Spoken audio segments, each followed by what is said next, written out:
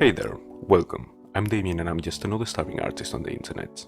And first of all, I have to say that if you clicked on this video hoping to hear someone hate on fan art for being illegal art theft and stuff, this is not that video. I don't actually think fan art should stop, so that title is a bit of a clickbait. But don't go. It's not entirely false, because while I have nothing against fan art, or any artists that make fan art, there are reasons why I don't do it, and I'll get to them on this video.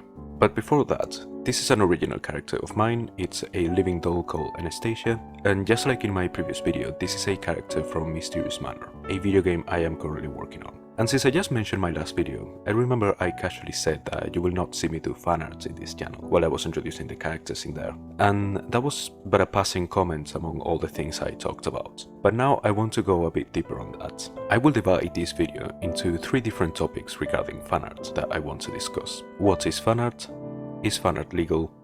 And why I don't do fan art. So according to Google, fan art is art created by a fan of and featuring characters from a particular TV series, film, etc. I find that definition quite not encompassing enough. So I will personally include things like fan fiction, fan comics, sculptures and figurines, cosplay, fan games and such under the same category.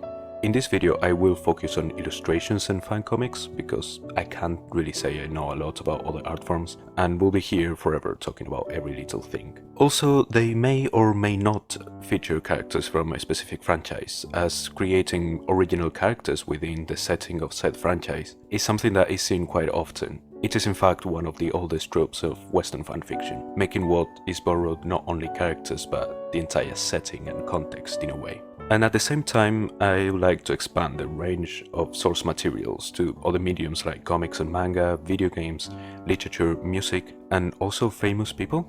That last one is a bit different than the others, but the connotations of someone's image and identity as a product is not something within the scope of this video. That will fit more in a philosophical debate, so I will be referring to all other mediums in the context of this video. Creating fan art is often talked about as a way for a fan that is also a creator on their own to express their love for a work of art or fiction, or at least some aspects of it. I am pretty sure the vast majority of us started their art journey by making a very specific type of fan art. I know I did. I used to draw a lot of Dragon Ball characters and even my own original characters within the Dragon Ball universe as well. But that was when I was very young and probably one of my first experiences with art in general. The type of fan art I was doing at that time was just copying the subject exactly as you see it and trying to replicate it perfectly.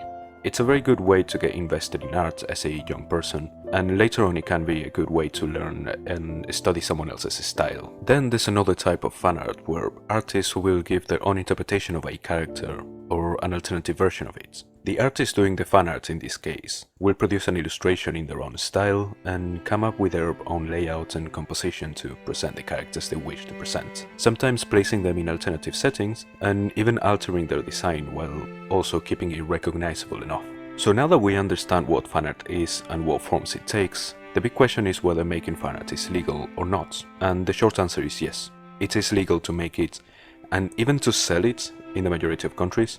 This will depend heavily on where you live and where you sell. But in general, this is considered intellectual property or IP theft, and it doesn't work the same way normal theft does. If the police catches you stealing something, they are allowed to detain you even if the owner of that thing you're stealing doesn't report you, because you are committing a crime and that's it, period.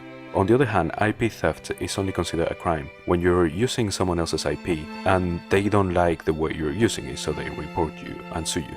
In many cases, this supposed IP violation actually falls under something called fair use, which is a list of possible criteria a derivative work can fall under to be considered transformative and therefore not IP theft. But you can't simply look at the criteria and claim it is fair use, because you don't get to decide that. That is decided by a judge in court. And by the time you have reached that stage, you have spent way too much money in lawyers and legal fees, so I don't recommend trying it. Now, I'm not a lawyer and you should not take anything I say in this video as legal advice. But with that said, I want to talk about the special legal situation anime and manga is often found regarding these legalities.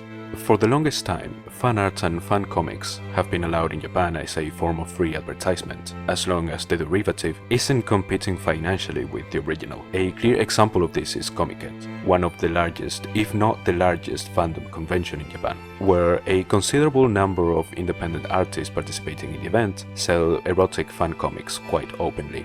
Some of you may be familiar with the word doujinshi. That word is often associated with those erotic fan comics, but it simply means self-published magazine, but I understand where the confusion comes from. Anyway, this is just a way for fans to share their work and love for a franchise with other fans, and in a way it's free advertisement, and the artists themselves usually only make enough money to cover production costs. So IP owners tend to not have an issue with this specific event in particular. This is very different in Western countries. Western companies seem to have this irrational fear that a fan is stealing from them because they sold £100 worth of prints when they are making a lot more money, even though that print, despite featuring characters from an existing IP, was entirely made by said fan. And yet, there is something I have an even bigger issue with, which is licensors and distributors that claim ownership of an IP. And I'm going to give you a hypothetical scenario so you understand what I mean. We're all familiar with services like Netflix, yeah?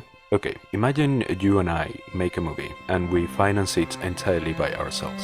Once the movie is finished, Netflix wants to buy distribution rights. That means we have a contract in which we allow Netflix to include our movie in the repertoire in exchange for royalties. But keep in mind that Netflix never put a single penny towards the making of that movie. Now, someone out there makes fan art of our movie and they're selling it at Comic-Con, and Netflix strikes them down for copyright infringement. But why will Netflix do that? They don't own the IP, they're simply allowed to distribute a product, or at least they shouldn't have any say in those matters. Leaving aside the fact that a fan art print is in no way competing against a movie, they are just completely different mediums.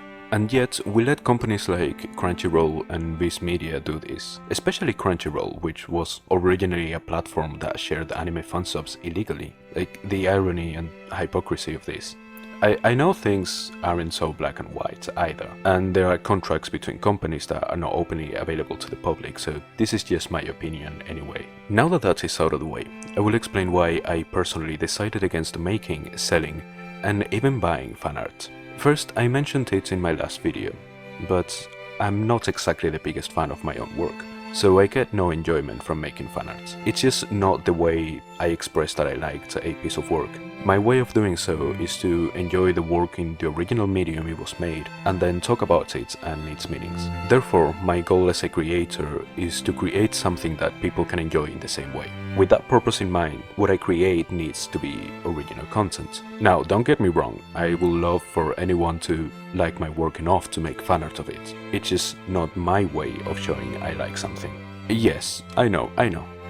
If you scroll down my social media, you might see some fan art. That was an attempt at trying to capitalize off fan art, because social media is hard and I'm struggling, but actually I hated it. I felt they were very uninspired. I didn't feel like I was bringing anything to the table, and I just felt weird about it. It didn't work anyways, so that's the reason I don't do fan art. As for the reason I don't sell or buy fan art, well, if I want to sell it, I need to make it first, and we have already addressed that. As for buying it, it's not because I believe myself to stand on some higher moral ground regarding the legality of fan art. I am in fact a firm believer of death of the author theory, and honestly, I don't think multi-millionaire media companies are actually losing money because I sell a few fan art prints. I believe fan artists are actually providing where they fail to do so. The main reason why I personally don't want to support the fan art scene has to do with my experience trading at events like Comic-Con. Keep in mind that this is a choice I made, and I have absolutely nothing against you if you disagree with my point of view, or even if you are an artist that sells fan art.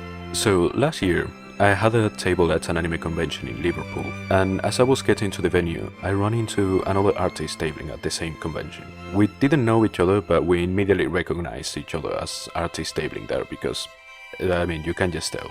But anyway, we were talking while trying to find the entrance to the venue because it was very confusing. And I said as a joke that I play on hard mode because I don't sell any fan art at all. And they looked at me, somewhat horrified, and they were like, "Oh my god, you do play on hard mode."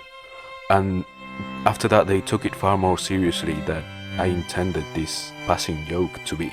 Of course, that wasn't the moment I realized the state of the conventions in the UK. I had already known for quite a long time, but I find that anecdote quite telling of that fact nonetheless. And I have to say that I started tabling at conventions only last year, in 2022. But that's not entirely true. I had a table at 3 different conventions back in 2016, and I was selling a few original prints and my own original manga that I made back at that time. In hindsight, I wasn't presenting my work that well, and my art wasn't that good either. So that may have contributed to me not doing so well at this event, but the fact that all my work was original also helped to that. So I gave up on conventions until last year. And that was not only my experience. Over the 7 conventions I did in 2022, I talked to many different artists participating in the cons with me, and a considerable number of them had tried to push their original work at some point in their convention history, only to eventually stop in favor of fan art because there was just no point in having stuff you're literally not selling on display. This is not everyone though. Some artists have a very specific style, or they draw subjects that make it a little bit easier to market original work. Some of them mix original with fan art as well and sell a bit of everything. But I am an artist before a businessman, and I will not work on something I don't want to work on simply to sell more at conventions or Etsy. In a way, it's also my own way to protest against the way things have become. I said way so many times just now. But I don't blame or think any less of any artist that chooses to do fan art and sell it. Usually they're actually really enjoying it and they're not trying to be a sellout.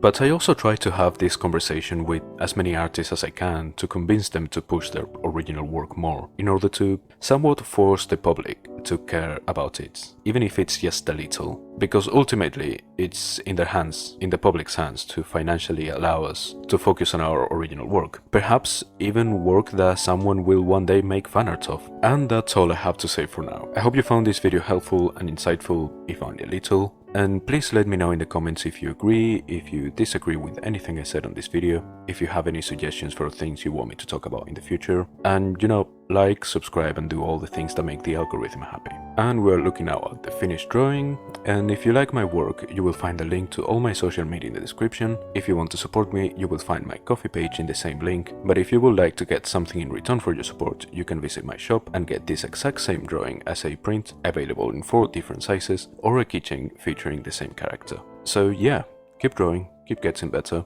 and I'll see you next time.